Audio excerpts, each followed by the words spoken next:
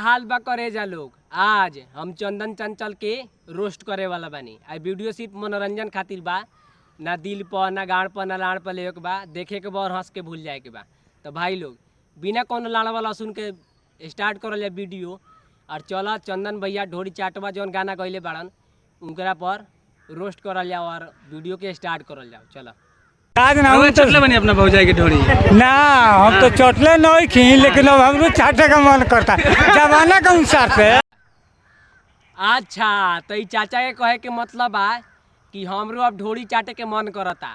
तो ये देखो चाचा, ई तोहर जौन शकल बानू ढोरी चाटे वाला खन तनको ना लागता। तोहरा के नू लाड़ चाटे के टड़ाई करे के चाही, ठीक बा?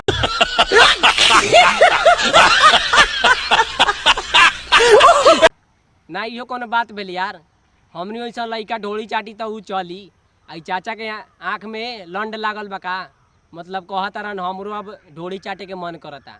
ए चाचा ढोरी ना आके हम लाड़वा चूसल, ठीक बा? गबर गबर ना इहो कोनो बात भेल यार। ढोरी चटियन चाचा, जावना उम्र में कर बहिन तो भगवान के नाम लेवे के चाही, तवना उम्र में ढोरी और गाँड़ चाटे के बात करता है बूढ़वा।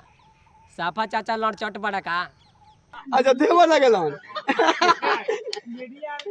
अच्छा सुनी ना पूरा भाभी देवर लगल गाना में गइले बाड़न सुनले बानी ना हमरा अभी सुनले नहीं किसन हमनी अच्छा देवर भाभी में होत देवरा ढोणी चाटे ला कहत रहन जाने हमनी के नहीं किसन सुनले सन। अच्छा तो ई मीडिया वाला भैया जी जे बाड़न ई मतलब पूछतारन भौजी से कि चंदन चंचल आपको क्या लगते हैं? तो भौजी के जवाब बा कि हमर देवर लागलन, ठीक बा? तो ये चंदन भैया आके भौजी के ढोड़ी ना इनकर गाँड चाटता बेसब्री से हबर हबर।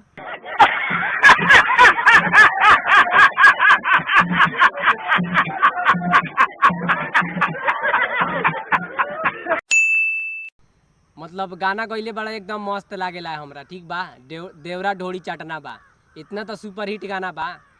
आई पर यार मीडिया वाला कितना इनकरा पर मतलब बहुत तरीका के मतलब इंजाम लगैले रहे। तो गाना बहुत झकास बा यार। तो उन्हीं का सर्च मार के सुनिए लोग, देवरा ढोरी चाटना बा। और अरे भैया जी चंदन भैया जी से कहतनी, ए भैया जी ढोरी चाटे पर अब तक गाइए दिला एगो और गाना दो हमारा तरफ से कि देवरा गाँड चाटना बा। बहुत मजा आई, बहुत अच्छा लगी सुन के।